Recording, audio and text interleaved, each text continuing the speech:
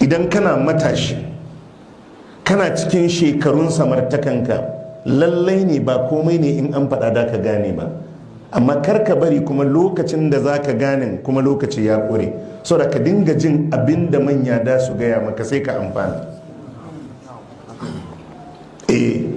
Ka tsaya ka yi duk abin da ya dace, ka yi karatunka na addini yadda ya dace, ka yi karatunka na zamani yadda ya dace, ka tsaya ka koyi kasuwa, ka koyi sana'a yadda ya dace. Duk abin da ya kamata ka tsaya ka yi yanzu, ka tsaya ka yi tun ana baka abinci a gida kafin a ce kai ka fara kawowa.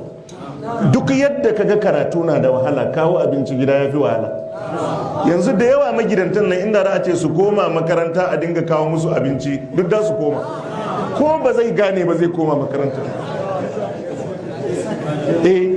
Ka je yanzu ka koyi sana'a, ka zauna yanzu ka yi karatu, ya fi maka sauki akan kawo abinci gida.